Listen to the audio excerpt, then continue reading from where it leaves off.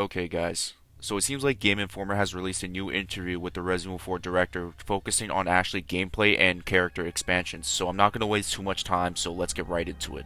I am going to be reading off of what Ampo said in the interview, which is the RE4 director. As a character, we wanted to have her by your side so she left an impression. And as a game, having her hide while you went and fought in the original, that was fun in some ways, but having a character like Ashley and then having her basically disappear for a while felt like a waste. We wanted to avoid that in the remake. Making an AI, you don't want them getting in your way, but if you can just forget about them and they take care of themselves, then it doesn't really feel like you're protecting them. Finding a balance between those two is difficult.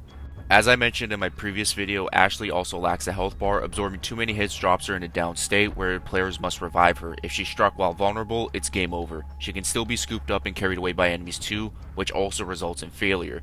If they get too far from Leon, that is. Thankfully, Leon can stop this by either shooting the abductor or in a new twist, hitting a close range execution like plunging his knife into the enemy's neck, freeing Ashley. Though this does mean you'll have to keep a more constant eye on Ashley. She repays this by pulling her weight more, so we don't have to worry about that too much. Resident Evil 4 Remake features more tag team focused environmental obstacles, such as sending Ashley through crawl spaces to unlock doors from within, something very similar to Natalia in Revelations 2. These co-op areas can be found long before you rescue Ashley, giving players a reason to revisit areas now that they can access them with Ashley's help. Something very similar to like going back to go and get the broken butterfly and the perfume bottle. We wanted the game to change when Ashley is with you.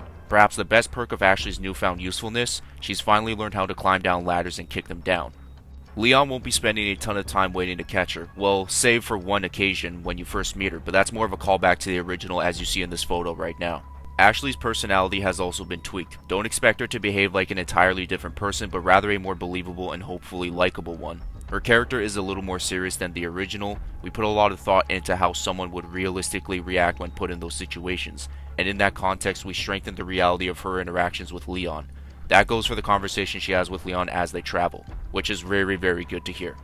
I've always wanted to know what Ashley's life was like before the kidnapping, and maybe Leon can reflect Raccoon City to her, so hopefully that stuff works out.